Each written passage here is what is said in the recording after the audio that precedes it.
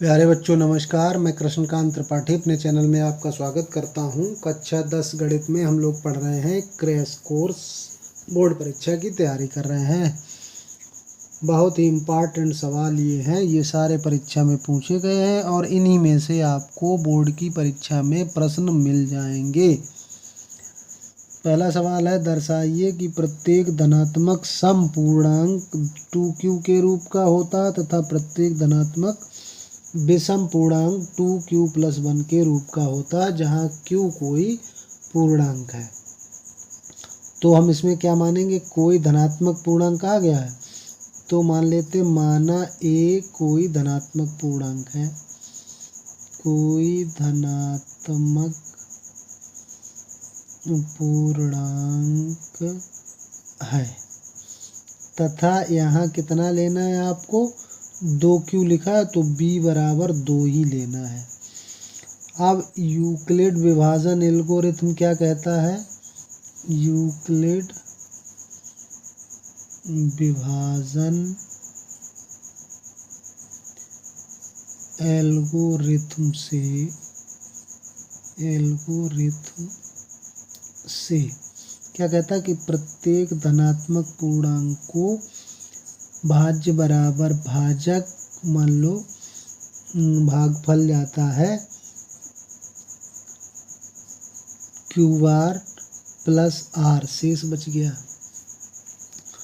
तो शेष फल का मान जब किसी संख्या को 2 से भाग देंगे तो r का मान कितना हो सकता है, 2 से अगर पूरा कट जाएगा तो 0 बचेगा और नहीं कटेगा तो शेष हमेशा 2 से कम रहेगा। यानी कि r का मान कितना हो गया, 0 और 1 हो गया। तो r बराबर 0 रखने पर क्या हो जाएगा, a बराबर 2q। अब r बराबर 1 रख दीजिए यहीं पे, r बराबर 1 रखने पर a बराबर क्या हो जाएगा, 2q+1। तो ये संख्या सम है और ये कौन सी है, विषम है। तो हमसे दोनों पूछ रहा है, कोई सम पूर्णांक किसके रूप का होगा, 2q रूप का होगा, कोई विषम पूर्णांक कैसे होगा, 2q+1 के रूप का होगा। तो यही प्रूफ करना था, यही हो गया सिद्ध। सवाल समझ में आया है तो वीडियो को लाइक करना मत भूलना। चैनल को अभी तक सब्सक्राइब नहीं किया है तो सब्सक्राइब करना भी मत भूलना। बेल आइकन दबा देना ताकि मैं वीडियो डालूं और आपको नोटिफिकेशन प्राप्त हो जाए।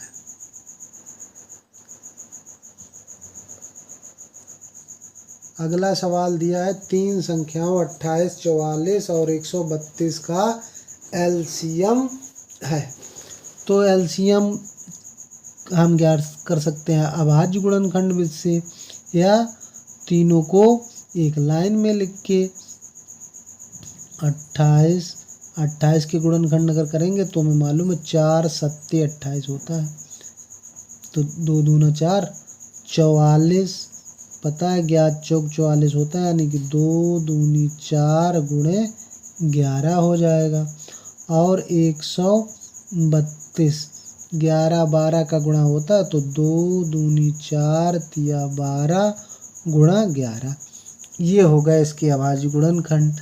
अब इसमें अगर हमको एलसीएम ज्ञात करना है तो पहले जो मिल रहा है, 2 बार मिले, फिर 3 मिल नहीं रहा है, 11 इन दोनों में कॉमन है और 7 फिर नहीं मिल रहा है, तो इन सब का गुणा कर लेंगे।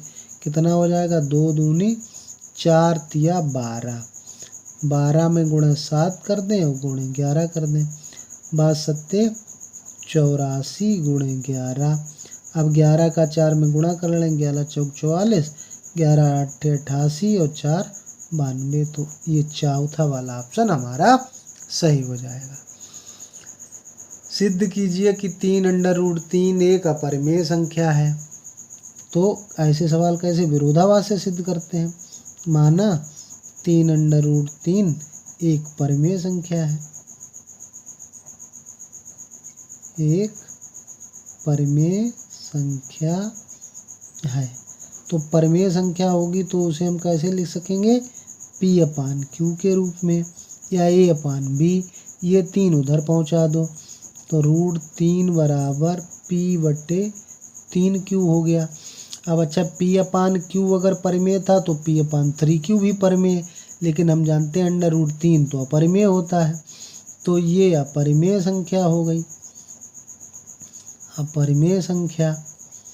और इधर संख्या कैसी हो गई, परिमेय।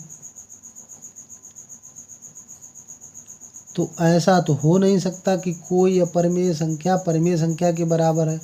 कोई संख्या आप ऐसी जानते हैं जो अपरिमेय हो, और कोई ऐसी संख्या बताइए जो परिमेय संख्या के बराबर हो।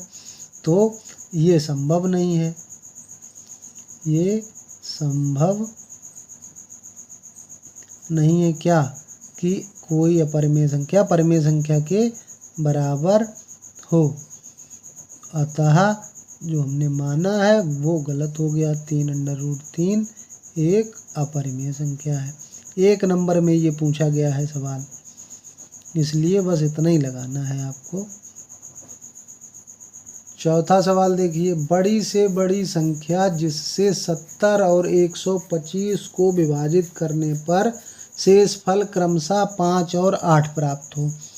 तो 70 में शेषफल 5 बचेगा तो 5 कम कर दो तो 65 हो जाएगा, और 125 में शेषफल 8 बचेगा तो 8 कम कर दो तो कितना हो जाएगा, 117। अब 65 और 117 का क्या करना है, हमको HCF ज्ञात करना है। तो 65 कितना होता है, 5 × 13, और 117 9 × 13। तो HCF इनका कितना हो गया, बराबर 13। तो यही आंसर हो गया हमारा 13। तो जब भी कोई ऐसा सवाल पूछा जाए कि बड़ी से बड़ी संख्या जिससे, यहाँ लिखा है जिससे भाग दे रहे हैं, 70 में भाग दे रहे हैं 125, तो हमेशा उत्तर 70 से छोटा होगा जो जिसका भाग चला जाएगा 70 और 125 में। तो ये ध्यान रखना, यहाँ बड़े ऑप्शन भी दिए हैं, नहीं तो LCM निकाल दो। अगला सवाल है, निम्न संख्याओं में से किस संख्या का दशमलव प्रसार शांत है। तो जब भी ऐसा सवाल हर बार पूछ दिया जाता है, तो जब भी आपको ऐसा सवाल मिले तो हर के गुणनखंड कर लो। यहाँ गुणनखंड करेंगे तो 15 × 45 होता है, तो 5 × 15 × 45, तो यहाँ गुणनखंड में 3 आ गया। यहाँ गुणनखंड में 2 और 5 है, यहाँ 7 आएगा। यहाँ 2 है लेकिन 3 है, तो हर कैसा होना चाहिए, हर 2n × 5n के रूप का हो, यानी कि उसके हर में सिर्फ या तो 2 आ रहा हो या सिर्फ 5 आ रहा हो, या 5 और 2 दोनों गुणनखंड आ रहे हो, घात कितनी भी हो, तो वो संख्या शांत रूप में प्रदर्शित होगी। तो ऑप्शन कौन सा सही है, हमारा सेकंड ऑप्शन सही है।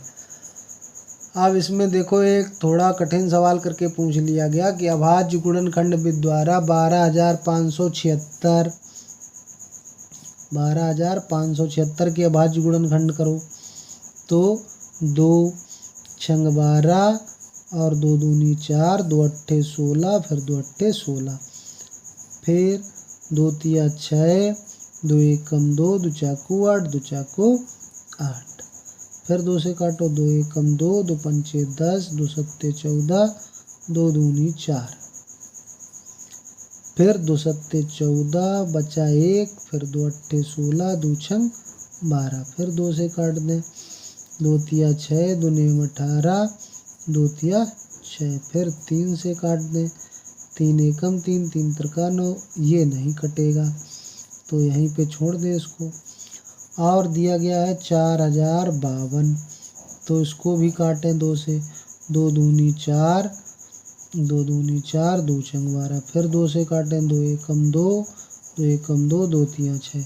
तो यहाँ देखो, अब 2 ही HCF क्या होता है, जो कॉमन गुणनखंड हो, तो कॉमन गुणनखंड केवल दो बार मिल रहा है, तो कॉमन गुणनखंड कितना हुआ HCF। HCF दो कॉमन गुणनखंड है, इसमें भी दो बार आया, यहाँ तो कई बार आया लेकिन कॉमन तो 2 बार है, तो HCF क्या हो गया 4। यही आंसर हो गया चौथा। तो ये सारे सवाल ढंग से तैयार कर लीजिए, यही परीक्षा में पूछे जाएंगे, या इनमें संख्याएं बदल दी जाएंगी या भाषा बदल दी जाएगी। तो इन्हें ढंग से तैयार करिए। धन्यवाद।